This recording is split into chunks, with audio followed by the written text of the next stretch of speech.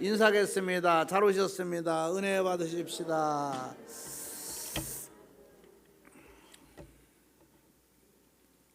우리 한번 따라서 합시다. 복 있는 성도, 우리 옆사람, 뒷사람, 집사님 복 있는 사람입니다. 권사님 복 있는 사람입니다.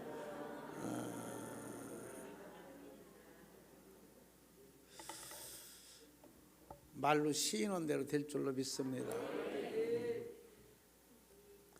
오늘 말씀의 내용은 그런 겁니다. 세상에는 고난이 복이라고 할 수 없죠. 예수 믿지 않는 사람들은요, 고난 당하는 것을 복이라고 안 해요. 힘들고 어려운 이러한 우환이 닥치는 것을 복이라고 하지 않습니다. 근데 성경은 까꼴로 얘기합니다. 그런 자가 복이 있다는 거예요. 그런데 그 어려움이 오늘 이 말씀처럼 살인하고 도둑질하고 시기와 질투와 이것 때문에 고난당해서 복이 아니라 주를 위해서 고난을 당하는 자가 복이 있다, 이렇게 얘기를 해요. 그러고 주를 위해서 고난을 당하는 사람은 복이 있는데 나중에 하나님의 큰 기쁨과 즐거움과 축복이 임하고 우리에게 그 놀라운 기쁨이 있기 때문에 복이다, 이렇게 얘기를 합니다. 그래서 오늘 이 베드로는 말을 합니다. 뭐라고 얘기하냐면 예수님 때문에 고난을 받으면 복이 있다, 이렇게 말씀했어요. 우리가 성경을 한번 우리가 찾아보도록 그렇게 하겠습니다. 우리가 14절 한번 볼까요? 14절. 너희가 그리스도의 이름으로 치욕을 당하면 복 있는 자로다. 자, 너희가 그리스도의 이름으로 치욕을, 고난을, 환난을, 고통을, 아픔을 당하면 뭐가 있어요? 복 있는 자로다. 복 있는 자로다. 그럼 여러분들 정말로 예수 믿는 것 때문에, 신앙생활 하는 것 때문에 어렵고 힘든 일이 있었나요? 있는 사람은, 있었다고 하면은 그게 복 있는 사람입니다. 어떤 분이 그러더라고요. 예수 정말로 잘 믿는 사람이, 어떤 사람이 예수 잘 믿는 사람이냐? 정말로 예수님 때문에 사람 대접 못 받는 사람이 복 있는 사람이고 예수 잘 믿는 사람이래요. 신앙생활하는 것 때문에, 교회 나가는 것 때문에 다른 사람들한테 사람 대접을 못 받는 거야. 세상 사람들한테 사람 대접을 못 받아. 이렇게 특이하게 예수 믿는 사람이 복 있는 사람이다.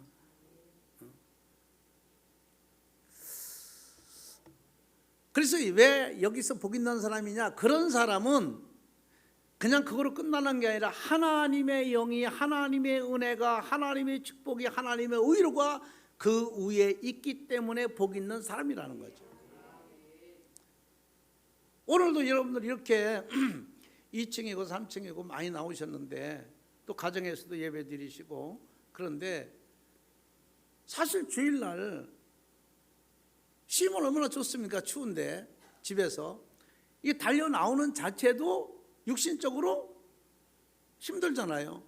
이게 고난이란 말이죠. 그럼 우리 마음은 기쁩니다. 또 미래에도 우리 보상이 있습니다. 오늘 베드로는 그걸 얘기를 하는 거예요.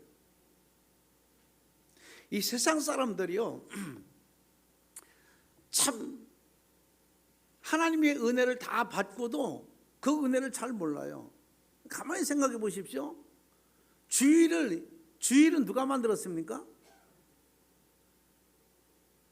이 빨간 글씨 주일을 예수님이 만드는 거예요. 왜? 예수님이 주일날 새벽에 예수님께서 부활하시지 않았습니까? 그래서 그때부터 주일이라는 것이 생긴 거예요. 빨간 글씨라고. 그 세상 사람들 다 주일날 놀잖아요. 주일날 쉬고 있잖아요. 주일날 기다리잖아요. 근데 교회는 안 나오고 주님이 주신 날인데 다른 곳에 자기들은 다른 곳에 생각하면서 놀고 있는 거죠. 그 은혜를 모르는 거죠. 근데 우리는 하나님이 만들어주신 주일날 하나님의 예배당에서 예배 드리는 거 얼마나 큰 축복입니까? 놀라운 축복이죠. 그래서 우리가 주를 위해서 고난을 받는 것은 참 복이다. 여러분들, 우리 여기 뭐 권사님도 집사님도 많이 계십니다만은 이제 임신을 하게 되면은 배에 태아를 넣고 살지 않습니까? 10개월, 근 1년 동안 참 고통을 당하고 살고 있는 거죠. 근데 그 태아가 이 뱃속에서 10개월 동안 자라면서 얼마나 어려움이 많습니까? 먹을 걸 제대로 먹을 수 있습니까? 활동을 제대로 마음대로 합니까? 불편함이 얼마나 많겠어요. 근데 임신해서 불편해하는 엄마들은 하나도 없는 거야. 그래서 다 기쁜 거야. 그 육신적으로 고통을 당하면서도. 해산을 할 때도 그렇잖아요. 지금은 병원에 가서 해산하니까 그렇게 뭐 어렵지 않다고 그래요. 근데 이것을 순산분만을 할 때는 옛날에 어르신들 그러잖아요. 여기 뭐 연세된 권사님들 많이 계시지만 병원에서 난 게 아니라 집에서 다 해산을 해요. 근데 해산으로 방에 들어갈 때 고무신 한 번 더 보고 간다는 거예요. 이거 과연 내가 신을 수 있을까? 이건 뭘 얘기하는 겁니까?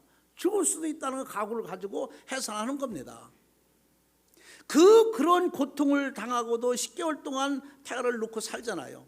왜? 어디에 소망을 두고 이 아이가 나오면은 얼마나 그 기쁨을 걔만 쳐다봐도 기쁘고 행복하고 엄마들 때 나면서 1번 배 안에다 앉혀주잖아요.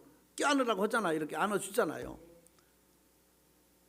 우리가 마찬가지입니다. 이 고난은 나중에 산모가 고난당하고 해산하면 기쁨을 얻듯이 우리가 예수 때문에 고난당하는 것은 나중에 하나님의 영광이 그 위에 임한다고 이렇게 말을 해요. 자, 성경 보겠습니다. 자, 14절 한번 더 볼까요? 14절 한번 더 보겠습니다. 뭐라고 말씀하셨나 보겠습니다. 너희가 그리스도의 이름으로 치욕을 당하면 복 있는 자로다. 영광의 영 곧 하나님의 영이 너희 위에 계심이라. 아멘. 고난을 당하는데 조금만 참고 견디고 승리하면 그 위에 하나님의 영, 곧 하나님의 영이 그 위에 임한다. 그렇게 우리가 이 고난은 복이다. 베드로가 얘기했잖아요. 베드로가 예수님의 이름으로 치욕을 당하는 사람, 고통을 당하는 사람, 어렵고 힘든 일을 당하는 사람은 복 있는 자로다. 지가 얘기한 거 아니에요. 성경이 그렇게 있는 거예요. 오늘도 여기 이렇게 음악들을 연습하고 선교단도 피아노 다 연습하는 거 얼마나 뭐 힘들겠습니까? 다른 사람보다 더 시간을 배려해서 이렇게 연습하고 이렇게 해서 하나님 앞에 예배 드리는 거, 이것도 다 하나님의 은혜요, 축복이다. 자, 그러면 복 있는 자, 어떤 성도가 복 있는 사람이냐? 어떤 성도가? 자, 12절 13절 볼까요? 어떤 사람이 복 있는 사람인가 보겠습니다. 사랑하는 자들아, 너희를 연단하려고 오는 불시험을 이상한 일 당하는 것 같이 이상히 여기지 말고 오히려 너희가 그리스도의 고난에 참여하는 것으로 즐거워하라. 이는 그의 영광을 나타내실 때에 너희로 즐거워하고 기뻐하게 하려 함이라. 아멘. 여기 하나님께서 답을 딱 주시는 거예요. 그랬죠? 사랑하는 자들아, 사랑하는 자들아. 하나님이 사랑을 하면 고난이 안 와야 되잖아요.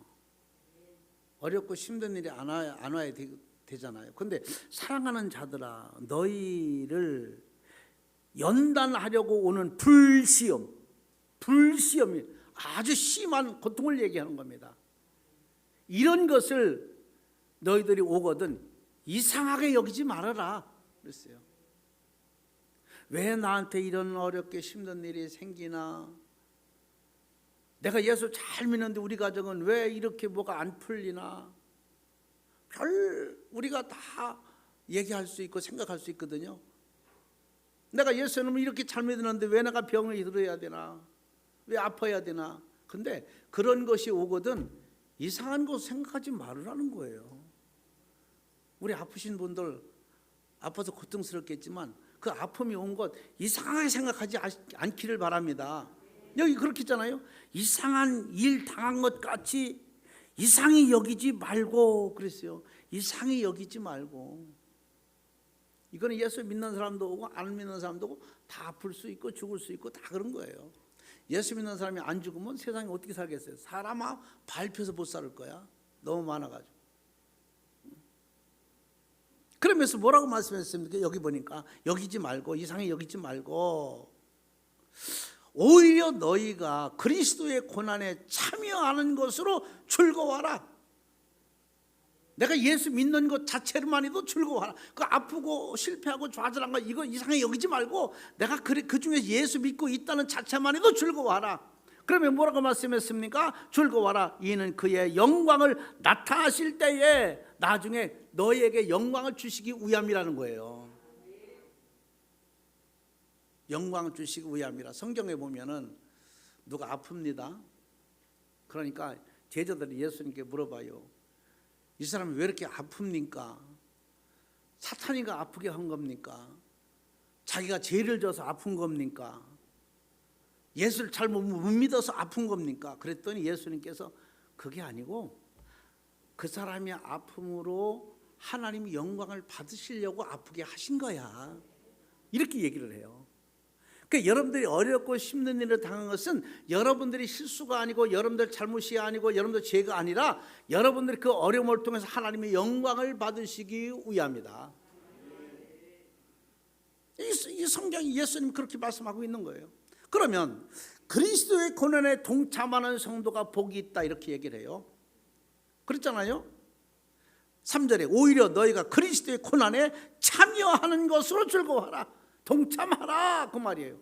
고난에 동참하라. 여러분들 정말로 신앙생활하는 예수 잘 믿기 위해서 어려움을 당하는 사람이 있으면 거기에 동참하는 자가 되길 바랍니다.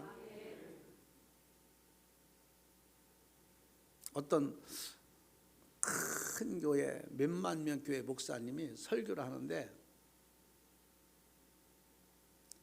설교 시간에 30-40분 설교하는데 유행가를 5곡인가 6곡인가 불렀대. 설교하다가 무슨 예화를 하다가 한 곡이나 이렇게 하는 것은 그거 뭐 얘기할 수 있는데 아니 몇 분 설교하는데 몇십 분 설교하는데 유행가를 그렇게 많이 불렀다. 저게 정말로 설교냐 이렇게 얘기를 해요. 근데 어떻게 가만히 생각해 보면 저는 그 유행가 중에 그 노래는 괜찮더라고요. 쨍하고 해 뜰 날 뭐가 뭐지? 돌아온단다. 정말 그거는 나는 어떻게 복음성을 하나 만들어도 괜찮겠다. 그걸 통해서 부흥회하는 목사님들도 많더라고요 보니까. 뭐 그러고 뭐야 뭐 어디에도 빛들 날이 있단다 뭐 그런 가사가 있더라고요 보니까. 정말로 우리가 예수를 믿는다고 하는 것은 쉬운 일은 아닙니다. 우리가 정말로 여러분들은 특이한 사람들이다. 특이한 사람. 예수 잘 믿으려면 모든 걸 다 새롭게 만들어야 되니까 나의 몸 자체부터 모든 삶의 자체부터 모든 생각과 주관과 행동 모든 걸 새롭게 만들어야 되잖아요. 이게 쉽습니까? 쉽지 않아요. 우리 힘으로 할 수 없어요. 그러나 성령이 함께 하시면 아주 쉽습니다. 그걸 기쁘게 만들 수 있습니다. 아주 그게 행복한 듯이 만들 수 있어요. 왜? 하나님이 함께 하시니까.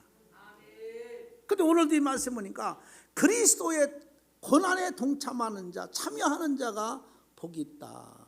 성도들은 불시험이 와도 받아들이라 이 말이에요. 이상한 것 이상하게 생각하지만 받아들이라. 하나님 감사합니다. 고맙습니다. 우리는 살아있다는 자체만 해도 고맙지 않습니까? 아니 여기에 어떻게 아프든지 뭐하든지 했던 이 자리에 하나님의 성전에 들어왔다는 자체만 해도 우리는 축복이에요. 뭐 더 이상 말할 필요가 없어요. 지금도 여러분들 걷지 못하는 사람 얼마나 많습니까? 무수히 죽어가는 사람들이 얼마나 많습니까? 전혀 여러분들 이상하다 하지 말고 받아들이라. 이제 그 말이에요. 이상하게 생각을 받아들이라. 후일에 정말 이 고난이 영광이 된다는 사실을 믿으시기를 바랍니다. 믿지 못하니까 문제예요. 믿지 못하니까. 어떤 사람이 이 사다리를 잘 타는 서커스를 할 때 이게 줄을 잘 타, 줄 타는 분이 있잖아요. 이런 큰 나무 막대기 가지고 막 이렇게 이 수평을 잡아가며 줄을 쫙 타고 가잖아요. 이 사람이 나이아가라 폭포를 미국에 그걸 건너가는 거예요. 줄 한 자 딱 끼우고. 근데 거기 뭐 떨어졌다면 죽는 거잖아요. 그 밑에. 그렇게 그걸 막 건너갔어. 건너가니까 사람들이 박수를 그냥 얼마나 많이 치겠어요. 그 세상에 간도 그지. 그 밑에 떨어지면 그냥 뭐 끝나는 건데, 인생 끝나는 건데도 거기 그 외줄 한 자를 밟아가면서 건너가는 거예요. 딱 건너갔어요.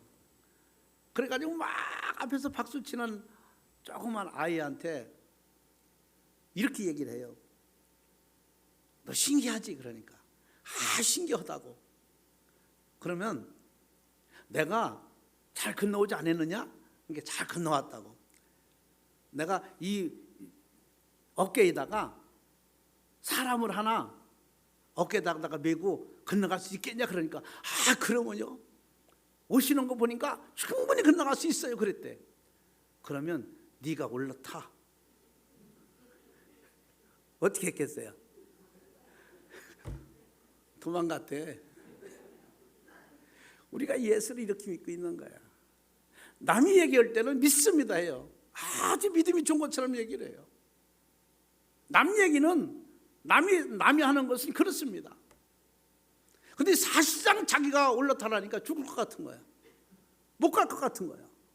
올 때말도 막 박수를 치고 막 충분히 갈 수 있다, 할 수 있다, 예예하고 하던 그 아이도 도망가듯이 우리가 예수를 이렇게 믿고 있지 않은가? 우리는 끝까지 믿어야 됩니다. 이게 믿음이지. 자기한테 이루어지는 것은 의심하게 되고 남이 하는 것은 말이 얼마나 편한 겁니까? 그러니까 말이라는 것이. 그래서 우리 예수 믿는 사람은 말을 잘해야 돼요. 자, 봐요. 말이라고 하는 것이 굉장히 중요합니다. 우리가 흔히 쓰도 그러잖아요. 말 한마디 청량빛을 갚는다. 우리 정치인들 보세요. 말 한마디 토시 하나 잘못 따라가지고 얼마나 어려움 당하고 망신을 당하고 합니까? 말이라는 것이 이렇게. 근데 예수 믿는 사람은 더 왜? 우리는 뭐 하는 입이니까? 기도하는 입이고 찬양하는 입이고 하나님을 전달하는 입이에요. 얼마나 입이 중요합니까? 말 한마디가. 어떤 사람이 아파요. 아파서 너무나 아파가지고 병원에 가. 의사한테 진찰을 해. 사진도 찍고 막 해. 그래가지고 막 초죽음이 돼가지고 그냥 어깨는 척 늘어지고 금방 죽을 것 같은 거야. 검사 받는데도 너무 힘든 거야. 이렇게 하고 있다가 의사가 부르라고 그래. 그러면 거의 죽은 듯이 들어가. 끌려가듯이 끌려가.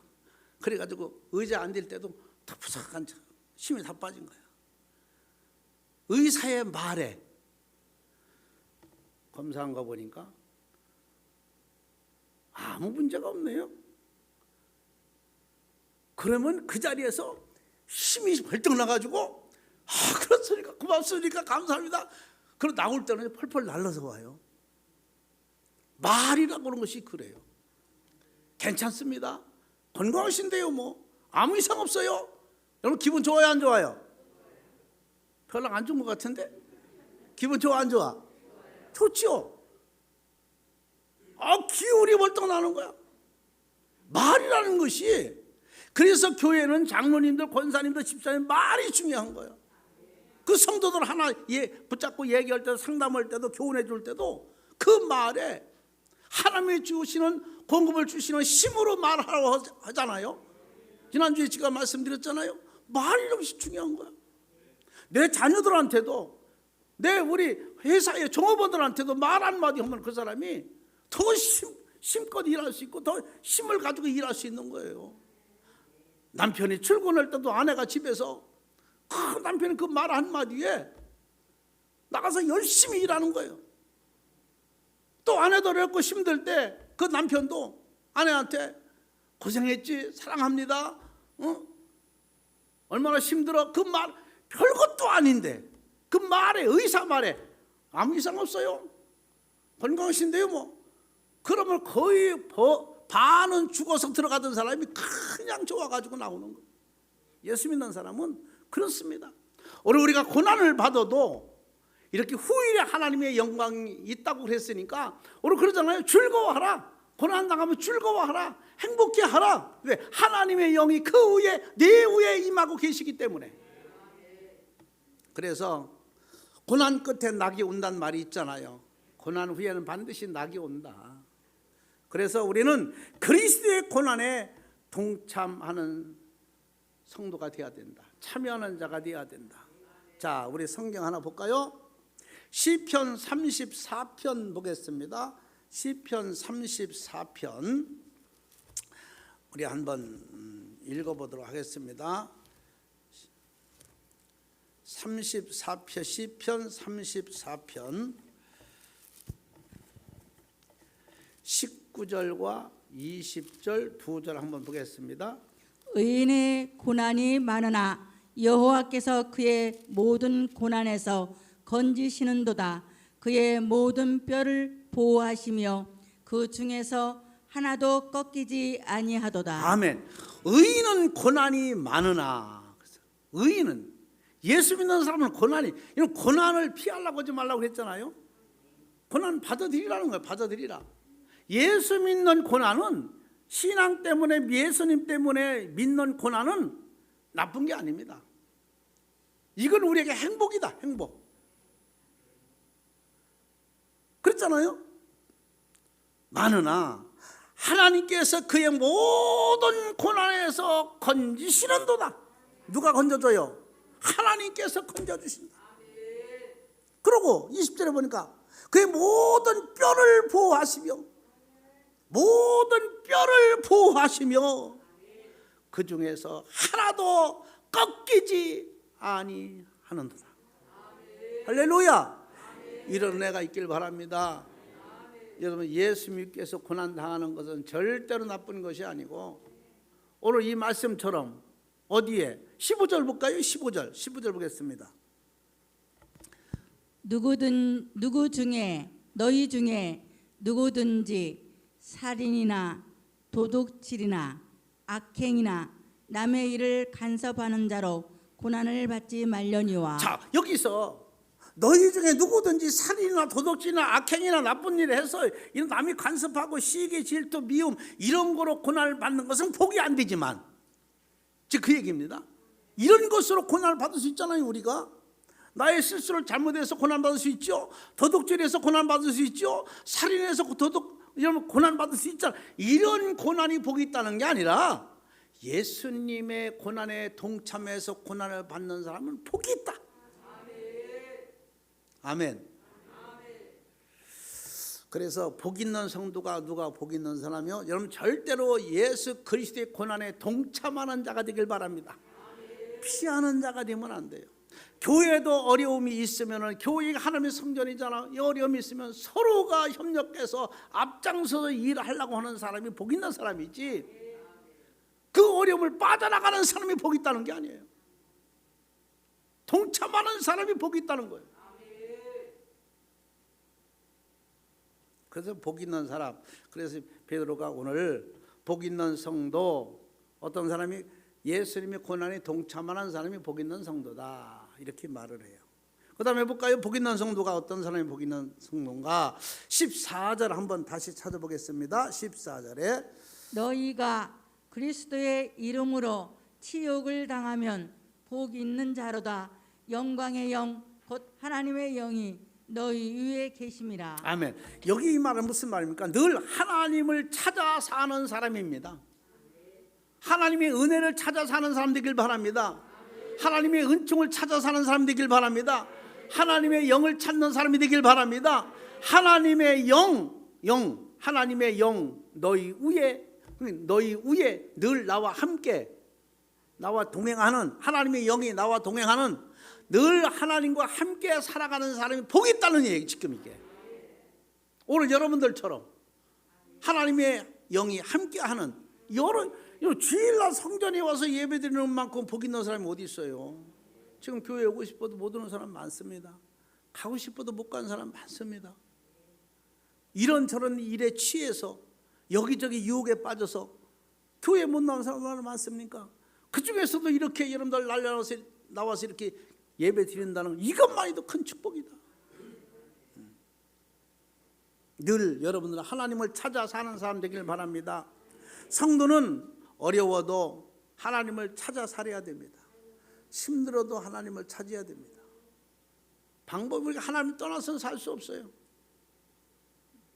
하나님을 멀리해서는 살 수가 없어요. 하나님의 은혜 속에서 믿음 속에서 우리는 끝까지 승리하고 살아가야 될 줄로 믿습니다. 성령 충만한 삶이 지속되기를 바랍니다. 성령 충만한 사람이 되어야 돼요. 죄악으로 고난을 멀리하여야 됩니다. 오늘 죄악으로 고난을 멀리할 수 있는 은혜가 있길 바랍니다. 우리 한번 15절 한번 볼까요? 15절 보겠습니다. 너희 중에 누구든지 살인이나 도둑질이나 악행이나 남의 일을 간섭하는 자로 고난을 받지 말려니와. 아멘. 죄악으로 고난을 멀리해야 돼요. 죄악의 고난을 가깝게 하면 그 사람은 힘들게 살 수밖에 없다. 그런데 죄악으로 고난을 오는 것은 나와는 상관이 없고 하나님의 의인으로 고난을 받는가 은혜로 고난을 받는 자가 복이라는 거죠. 절대로 죄악으로 고난을 받는 것은 이것은 안 됩니다. 지금도 수많은 사람이 자기 잘못으로 고난받는 사람이 얼마나 많습니까? 경솔해서 고난받는 사람 많습니다. 그 윤석열 대통령 후보 그 부인 그 생긴 거하고도 다른 딴판이더라고. 생긴 건 얍삽하게 생겼는데 보니까 그늘이 많잖아요. 얼굴에 그분이 이렇게 딱 보니까 그늘이 많더라고요. 우리 집사람이라고 해서 참 괜찮은데 사람이 그늘이 있다. 근데 물론 그 사람이 대통령은 아니지만 같이 사니까 저는 어디에 좀 어떤 말을 들었냐면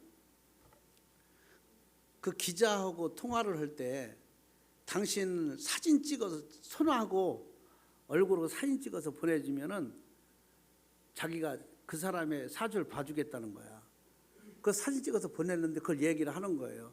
당신 얼굴 보니까 당을 옮겨야 되고 얼마나 있으면 거기서 쫓겨나고 우리하고 같이 일해야 된다.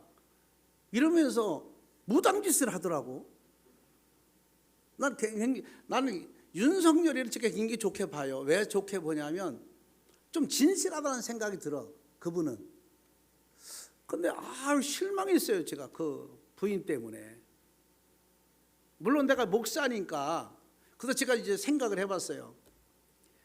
얼굴 보고 손바닥 보고서 그의 미래를 안다? 알 수 없습니다. 세상에 어떤 사람도 사람을 앞날을 알 수가 없어요.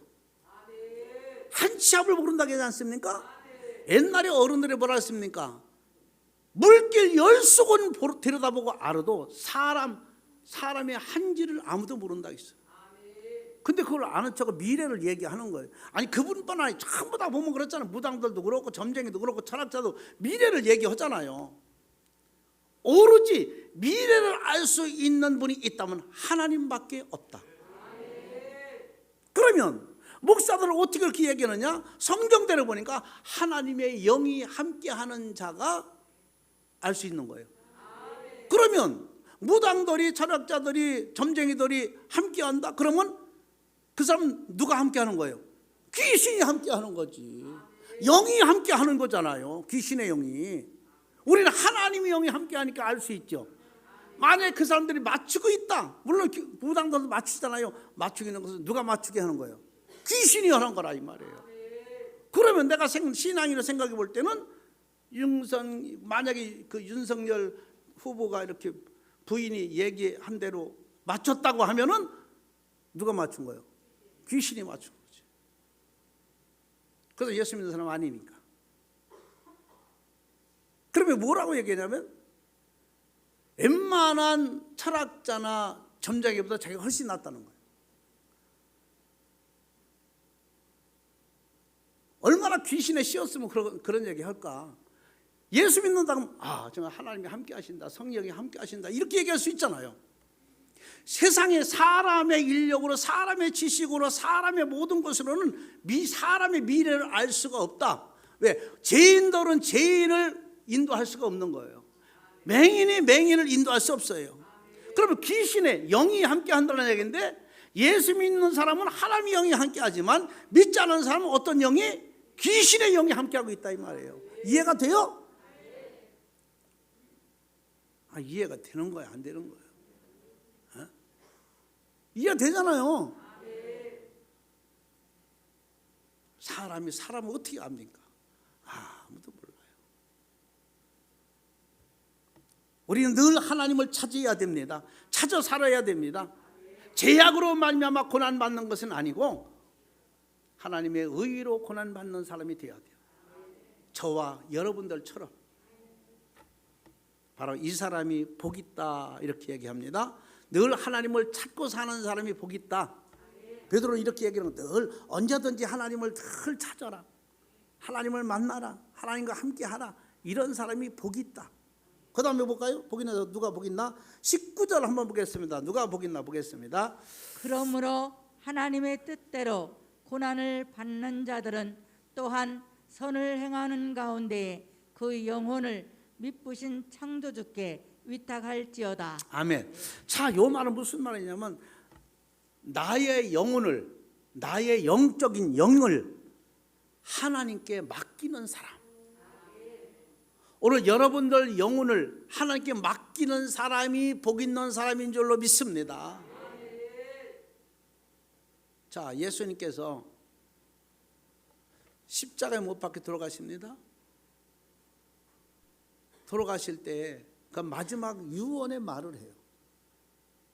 하나님, 아버지, 이 쓴 잔을, 이 죽음이라는 것을 내가 꼭 이렇게 죽어야 됩니까? 내가 누굽니까? 아버지 아들 아닙니까? 하나님 아들 아닙니까? 하나님과 함께한 사람 아닙니까? 내가 꼭 이렇게 죄인들 때문에 십자가 죽어야 됩니까? 이렇게 기도하고 나중에 하는 말이, 제가 이렇게 말은 했지만 이건 내 생각이고요. 내 뜻대로 마옵시고 아버지의 뜻대로 하옵소서. 나의 모든 것을 하나님께 맡기겠나이다. 맡겨. 오늘 여러분 영혼도 맡기고 모든 삶의 모든 생활을 맡기세요. 맡기는 자만이 승리할 수 있습니다. 맡기는 자만이 하나님이 함께 하십니다. 여러분 모세도 전장에 났을 때 맡겼어. 자기가 할 수 있는 것은 나가서 싸워서 승리라는 것은 불가능해. 그러나 하나님께 손을 들고 기도했더니 모든 백성들을 맡겼더니 지금 나가서 전쟁에서 싸우는 그 전쟁도 하나님께 맡겼더니 손이 올라가면은 승리하고 내려오면은 패배했다고 있어요. 지고 있다고 있어요. 후퇴한다고 있어요. 바뀌어야 됩니다. 오늘도 이 말씀 그렇게 말씀하고 있는 것입니다. 그러므로 하나님의 뜻대로 고난을 받는 자는 또한 선을 행하는 가운데 그 영혼을 미쁘신 창조주께 의탁할지어다. 우주를 만드신 하나님께 의탁하라, 맡기라, 던지라. 하나님 앞에. 할렐루야. 사람이 사람한테는 맡길 수 없어요. 부부간에도 여러분들 서로 그냥 믿어주는 것이지 믿음의 대상은 아닌 겁니다. 확실히 맡길 수는 없는 거예요. 뉴스에 보니까 노총각이 베트남의 부인을 얻어요. 11살 차이가 나더라고. 근데 잘 살았어. 애도 낳았어. 딸도 하나 있어. 어느 순간에 통장에 돈이고 다 가지고 도망가 버렸어. 여자가. 그래 남자가 찾으러 다니지 않겠습니까? 막 찾았어. 찾으러 다녔어. 여기저기 만났어. 그 여자를 찾았어. 근데 그 여자는 떳떳한 거야. 그래서 물어봤어. 어떻게 당신이 애까지 낳는데 이렇게 재산을 가지고 돈을 가지고 도망갔냐? 그러니까 처음에 중매자가 당신하고 나하고 결혼을 할 때, 중매할 때, 잘 들어봐요. 중매할 때 서로가 말이 통하지 않잖아요. 한국 사람하고 베트남 사람하고. 그러니까 그 중매를 할 때 뭐라 그러냐면, 너는 저 집에 시집 가서 아무 때라도 살기 싫으면은 다 갖고 나와서 따로 살아도 괜찮다. 한국의 법이 그렇다. 이렇게 얘기했다는 거예요. 그 여자가. 그래서 저기 살다가 힘드니까 다 갖고 나와서 떳떳하게 사는 거야. 떳떳하게 있는 거야. 아주 대단치 않은 거로 생각을 하고 있더라고요. 남편 만났는데도 잘 있었냐 그러고 왔냐 그러고. 그게 중매할 때, 처음에 중매할 때 그렇게 얘기했다는 거예요. 아무 때고. 그러고 매달 얼마씩 보내줄 거고, 시집 가서 안 하면 그만 남편이 대우를 안 해주면 나오면 돼. 안 살면 돼. 그러고 다른 데 또 시집 가면 돼. 이렇게 얘기해 줬다는 거예요. 그러니까 그 여인들은 그게 문화의 법이라고, 한국은 이렇다 이렇게 산다 하니까 그냥 쉽게 생각하는 거예요. 근데 그 여자 하나뿐이 아니더라고요. 살다 말고 온 여자들이 많더라고 보니까.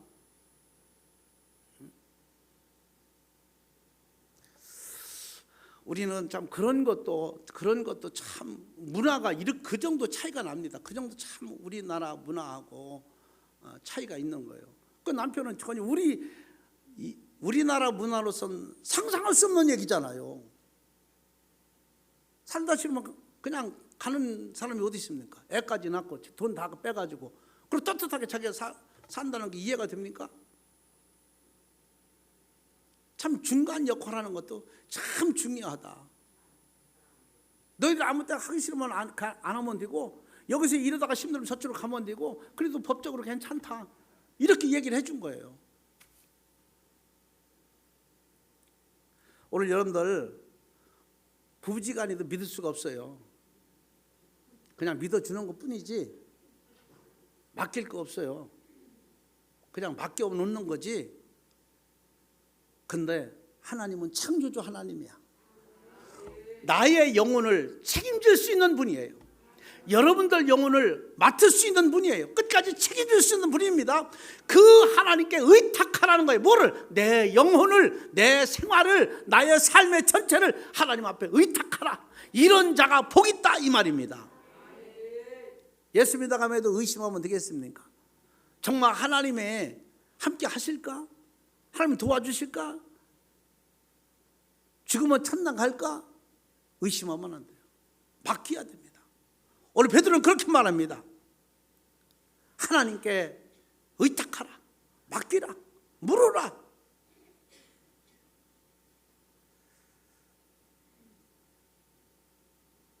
그래서 예수님도 아버지 앞에 맡기지 않습니까? 하나님 앞에. 우리 한번 성경 보자고요. 누가복음 보겠습니다. 누가복음 23장. 누가복음 23장 한번 보겠습니다. 누가복음 23장 46절 보겠습니다.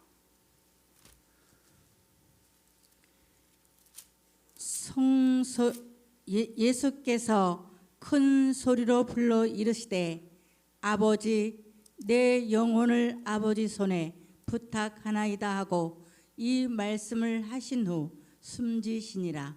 아멘. 아멘. 자, 여기 누가복음 23장 제가 46절이라고 했잖아요. 거기 말씀 보니까 예수께서 큰 소리로 불러 이르시되 아버지 내 영혼을 아버지 손에 뭐해요? 부탁하나이다 하고 말씀을 하신 후에 숨지시니라. 마지막 맡기세요. 예수님도 마지막에 가실 때 내 영혼을 하나님의 손에 부탁합니다. 맡겼어.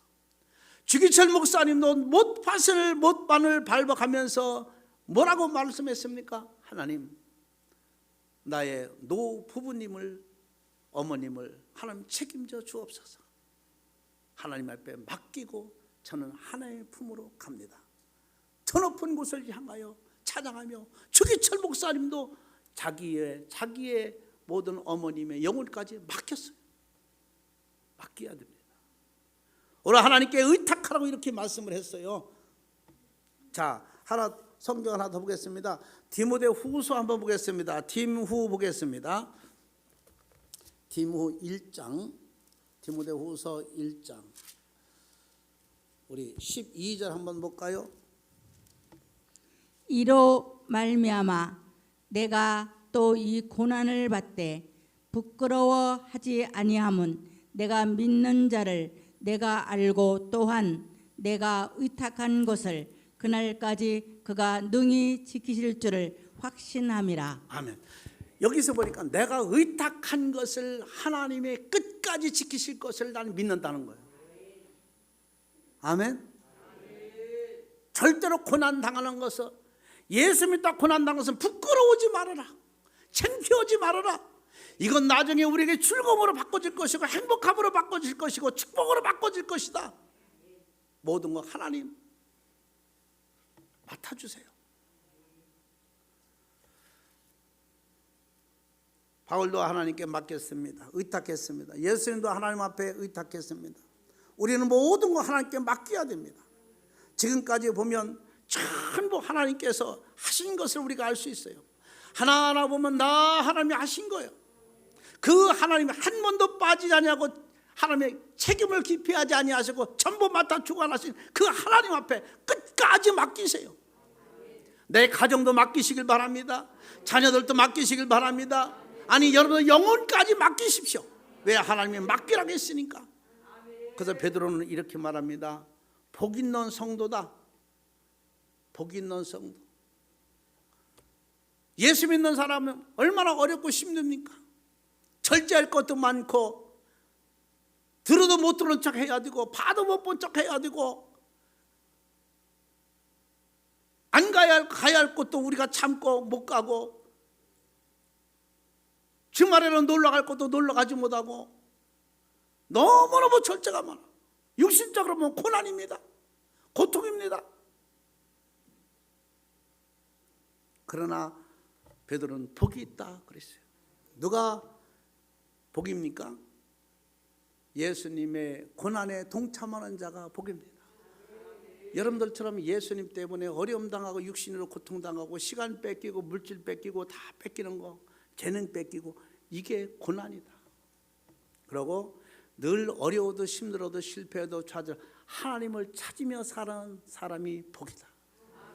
은혜의 하나님, 능력의 하나님, 창조의 하나님, 이 하나님을 찾는, 하나님의 영을 찾는 사람, 찾아가면서 살아가는 삶이 복이다. 우리는 예수를 잘 믿고 못 믿고 떠나서 늘 이렇게 주일날 예배드리고 기도하고 내 마음속에 한 구석에 어딘가 하나님이 함께하는 그런 마음을 가지고 살아가는 사람, 하나님을 품고 살아가는 사람이 복이 있다. 그리고 하나님의 모든 것을 하나님께 맡기는 사람입니다. 맡기십시오. 지금까지 여러분들 잘 맡기고 오지 않았습니까? 맡기십시오. 어떻게 보면은 내가 한 일이 하나도 없어요. 내가 45년 동안 이렇게 목회를 했지만 정 목사가 한 것은 아무것도 없어요. 그때 순간순간 보면 다 하나님이 하셨더라고요. 하나님이 인도하셨더라고요. 그때 당시는 내가 한 것 같고, 그때 당시는 내 힘이 된 것 같고, 그때 당시는 내가 똑똑하고 잘나서 한 것 같은데 뒤로 가보니까 그것도 하나님이 하셨구나. 다 하나님이 하시는 겁니다. 바뀌어야 됩니다. 오늘 베드로가 이렇게 신앙생활하는 성도들에게 복 있는 것을 다시 한번 강조한 것처럼 우리 한목교회 성도 여러분들 정말로 복 있는 성도가 끝까지 하나님의 품을 갈 때까지 이런 신앙이 여러분들이 있기를 주의 이름으로 축원합니다. 하나님 아버지 고맙고 감사합니다. 오늘 베드로가 성도들에게 복 있는 성도는 이런 사람들이 복 있는 성도다라고 얘기를 했습니다. 오늘 그 말씀을 붙잡고 오늘 하나님이 사랑하는 성도들에게 복 있는 성도가 되자고 외쳤사오니 성령이 함께 하심으로 말미암아 저들의 마음속 깊이 하나님이 늘 함께 할 수 있는 은혜가 있게 하옵소서. 예수님의 이름으로 기도 올려옵나이다. 아멘.